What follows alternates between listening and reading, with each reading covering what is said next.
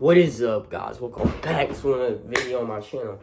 And today I'm going to be discussing, because my last video I was reviewing the iPhone 16 and it got me thinking, it's a lot of people that's probably trying to get a new phone. What phone should we, they probably thinking, what phone should they get? So, as y'all know, if y'all watched the last video, I have an iPhone 14 Pro Max. I am an Apple user. I love Apple. But, there's pros and cons about it, and there's also pros and cons about Android. So in this video, we're going to be determining whether you should get an iPhone or an Android. So let's get into it. Price. So you can get an Android anywhere from $30 to $2,000, basically. Android has such a wide variety, so you could, get a low budget Android like Motorola or OnePlus or something, and the highest price you will pay is probably like $130. Or you could get a Samsung or a Xiaomi or something, and the highest price, or a Google Pixel, and the highest price you'll probably pay is $2,000. Well, probably not 2,000, but close, like 1,900 or something, because the Samsung Galaxy Ultra is expensive. Which is ironic because people are used to iPhones being more expensive than Androids, but yeah. Now for the price of iPhones. You can find an iPhone anywhere from, if you're don't get an iPhone 8. I'm gonna be honest, because that's it doesn't get updates anymore. So if you're shopping from like an iPhone 10 or and up, you can find an iPhone anywhere from $130 to $1,200. Apple iPhones, they don't have as much as a variety as Androids, but you can still find some great deals. So also it's all about preference between choosing Android or iPhone. So those are prices. Now we're going to get into hardware. Android phones pretty much always had good hardware. They're very durable, and nowadays they got 100, 200 megapixel cameras and stuff. But video recording hasn't always been so good as Apple. So if you're someone who likes to take pictures and record and stuff, you might want to get an iPhone for that. But there's also a lot that comes with the hardware of Android. The cameras are, they're decent. You also get more cameras, but if you're a normal person and you're not all into tech and stuff, all them cameras, you're not gonna need it. So you could probably get a cheaper Samsung or something. Most of these good hardware features though are on Samsungs and Google Pixels, so you're gonna end up paying at least $1,000. I mean, not 1,000, but at least $700. I don't really know their prices for real. I did do some research, but you're gonna pay at least $700 if you're looking for good hardware. So yeah, now we're going to get into iPhone. So iPhone hardware, ever since they've switched to glass on the back, they've been cracking very easily.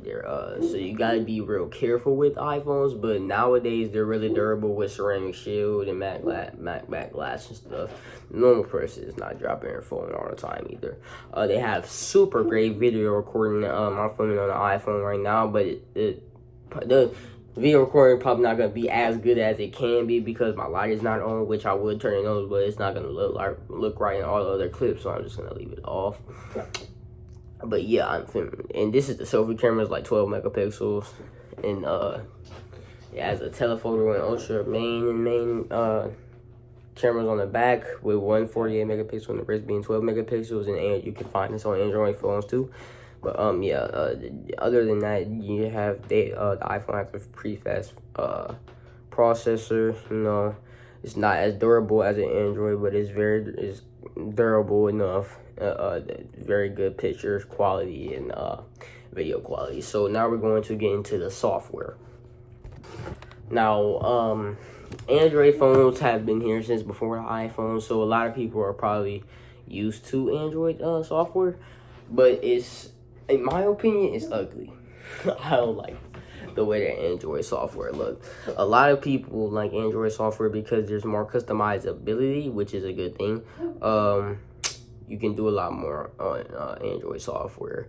Another thing that you'll notice while using an Android phone is that they have like this little clipboard thing. Like you could copy and paste stuff and it'll be saved into a clipboard. So that's good for business reasons. You can open multiple apps at one time on Android, like Android tablets and phones. You can also video call and text people too, but you would need to either down Google Meet is most likely gonna already be on there, but it's not like it's you can use Google Meet for business and just calling your family and stuff, but it's probably gonna be a little bit confusing because the way they got it set up now. When it was just Google Duo, it was low-key easier, but that's Android software. Also, wait, no, I'm gonna put that in a different chapter. Don't worry about that. Now for iOS, iPhone software. I enjoy iPhone software. It looks sleek and beautiful to me. That's my opinion. They don't have clipboards. You can't on iPhones. You can't open multiple apps at one time, or you can on iPads. I think I've seen videos of that. You got FaceTime and iMessage, which is a very fun way to interact with other people who have iPhones. The Apple ecosystem is just it's very good. That's gonna be a different chapter too, though. You know, there's a lot of good stuff that comes with Apple software. They also have started to make it to where you can have more customizability. Their privacy, they have a lot of privacy. They have a lot much better privacy than compared to an Android. Because you know, they don't have as many phones and stuff, so it's easier to kind of like, you know, iOS is phones, most of their iPhones, they like last longer, they get more updates or whatever. Androids usually last 2 years and stuff because they all use really one software, and you know, it's hard to keep up with all of them Androids. So now we're going to get into applications. So you can get most of the same apps on Android and iPhone, but some apps are not going to be available on Android in the Google Play Store because there's such a wide variety of Androids. So they people creating the apps, they have to make it to where to fit all the different screen sizes and camera qualities and processors and all that stuff, so your phone won't overheat or something, you know. So it's harder for them to make an app that fits on every single individual Android device. So you're probably not gonna get as many applications on Android as you would on iPhone. iPhone applications, you can pretty much get everything. iPhones, they usually release 4 phones every year, so it's easier for app developers to make the app eligible for all the different screen sizes and stuff and processors and stuff, because they don't have such a wide variety as Android. Also, the apps look cleaner and they're not as glitchy and stuff because they can make the apps peak for those phones because they don't have to spend so much time on it. Now, had app developers spend enough time as it takes to make the app eligible for all those phones, the app will probably take around 15 years to create just doing that.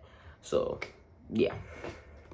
this is the end of the video. I hope that this helps y'all. Make sure y'all like and subscribe and click the notification, post notification bell, so you know when every time I make a new video. Make sure you go check out my boy Kamari and Dave Home CJ channels. It'll be in my it'll be on my channels, my homies, in my on my profile. So make sure y'all go check it out, and we out.